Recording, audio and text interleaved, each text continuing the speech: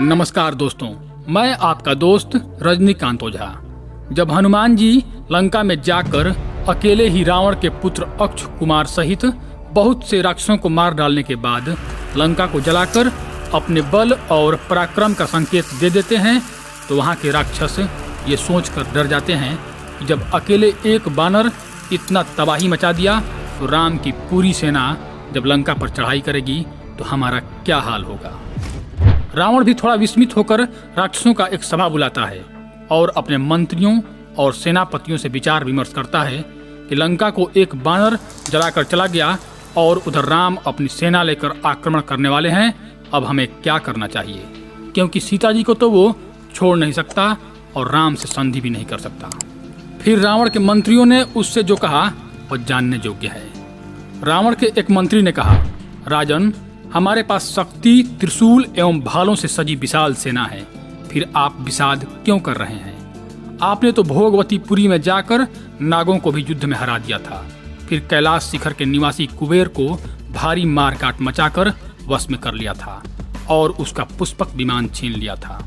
हे राक्षस शिरोमणे, दानवराज, मैंने आपसे भयभीत होकर ही आपको अपना मित्र बना लेने की इच्छा से अपनी पुत्री मंदोदरी का विवाह आपसे किया था। महामने, आपने रसातल पर चढ़ाई करके वासुकी, शंख, जटी, तक्षक आदि नागों को पराजित किया और उन्हें अपने अधीन कर लिया। हे राक्षसराज, कालकेय एवं निवात कवच दैत्य वर पाकर अपने आप को बहुत ही सुरवीर और मायावी समझ रहे थे, लेकिन आपने समरांगण में 1 वर्ष तक युद्ध करके उन सभी को अपने अधीन कर लिया और बहुत सी मायाएं प्राप्त की। महाभाग, आपने वरुण के शक्तिशाली पुत्रों को उनकी सेना सहित युद्ध में परास्त कर दिया था। आपके शक्तियों का किसी से तुलना नहीं है लंकाधिपति।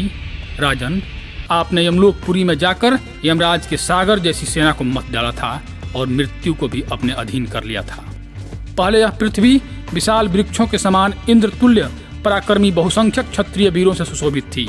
उन वीरों में जो पराक्रम, गुण और उत्साह थे, उनके तुलना में राम कदापि कहीं भी नहीं टिकते। जब आपने उन समदुर्जय वीरों को मार डाला तब राम पर विजय पाना आपके लिए कौन सी बड़ी बात है। हे महाराज, आप चुपचाप बैठे रहिए। आपका यह महाबाहु पुत्र इंद्रजीत ही अकेले सभी बानरों का संहार कर डालेंगे। इंद्रजीत ने परम उत्तम महेश्वर यज्ञ का अनुष्ठान करके जो सिद्धियां और शक्ति प्रदान की है, उसके बाद इनसे बड़ा वीर इस जगत में और कोई नहीं है असुरेश्वर।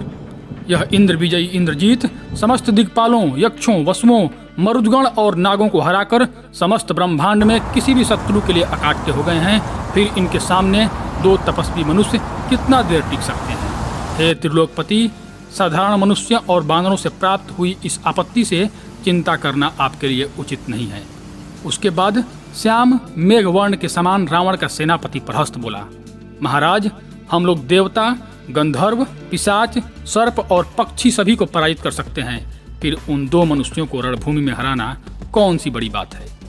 पहले हम लोग असावधान थे, हमारे मन में शत्रुओं की ओर से कोई खटका नहीं था, इसीलिए हनुमान हमारे लंका को जलाकर चला गया। यदि आपकी आज्ञा हो तो मैं पर्वत, वन और नदी समेत समस्त भूमंडल को बानरों से रहित कर दूंगा। फिर रावण के सामने हाथ जोड़कर दुर्मुख राक्षस ने कहा कि हनुमान नामक बानर ने हमारे लंका को जलाकर जो क्षमा नहीं करने योग्य अपराध किया है, उसका दंड उसे जरूर मिलना चाहिए।